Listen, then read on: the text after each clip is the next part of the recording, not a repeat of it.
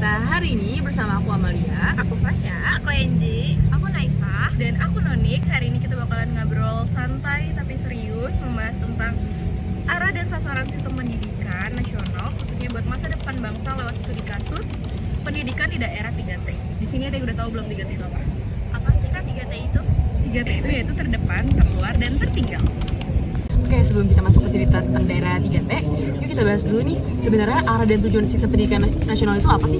Jadi kalau ngikutin Undang-Undang Nomor 20 Tahun 2003, pendidikan nasional itu fungsinya buat ngembangin kemampuan, membentuk watak, dan juga peradaban bangsa yang bermartabat. Intinya biar anak-anak di Indonesia tumbuh menjadi manusia yang beriman, bertakwa, dan juga bertanggung jawab. Bener banget nih, bukan cuma punya otak yang pintar doang, tapi kita punya pengetahuan yang luas, karakter yang kuat, dan juga siap menjadi warga negara yang baik. Nah, itu semua tujuannya supaya Indonesia mempunyai SDM yang bisa bersaing dan menjadi bangsa yang maju ke depannya. Tapi kenyataannya buat daerah 3T itu nggak mudah ya, banyak banget tantangan yang harus dihadapi. Ya nih, misalnya akses ke sekolah itu susah, ada yang naik perahu, jalan kaki sampai berjam-jam, atau bahkan ada yang nggak punya sekolah di desa mereka.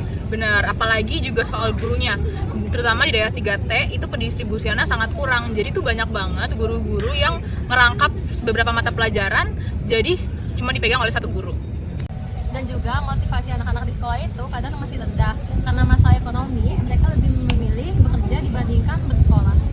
Plus, fasilitas pendidikannya juga masih terbatas banget. Ada gedung yang rusak, perpustakaannya nggak ada, dan juga akses internetnya yang terbatas, jadi menghambat digitalisasi pendidikan. Tapi walaupun banyak tantangan, ada juga upaya-upaya yang udah dilakukan oleh pemerintah dan juga masyarakat. Contohnya tuh ada program mengajar atau pelajar muda yang biasanya tuh ngirim guru-guru muda ke daerah-daerah 3T untuk pemerataan pendidikan. Ada juga nih sekolah yang namanya sekolah terintegrasi dan sekolah terbuka. Jadi walaupun anak-anaknya rumahnya jauh ataupun muridnya sedikit tetap bisa belajar. Dan yang menariknya, potensi lokal itu masih bisa dimanfaatkan juga loh. Misalnya, kearifan lokal yang dijadikan bahan ajar, dan juga komunitas lokal yang bisa dilibatkan langsung dalam proses pendidikan.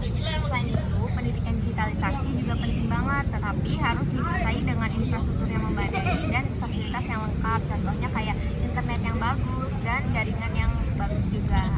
Aku sempat baca tentang makam Hulu di Kalimantan Timur. Di sana itu aksesnya cuma lewat sungai. Bahkan guru-gurunya cuma lulusan SMA. Fasilitasnya juga minim banget. Tapi setelah adanya forum komunitas guru 3T, itu pendidikannya mulai meningkat walaupun cuma perlahan. Kolaborasi antara guru, komunitas, dan juga pemerintah ini penting banget nih buat ningkatin kualitas pendidikan di daerah 3T. Jadi menurut kalian apa sih harapannya buat pendidikan di daerah 3T ke depannya? Aku sih pengennya semua anak Indonesia itu punya kesempatan untuk bersekolah, gak peduli mereka tinggal di mana. Semoga pemerintah jadi makin serius untuk membangun infrastruktur yang lebih baik dan juga distribusi guru jadi makin merata.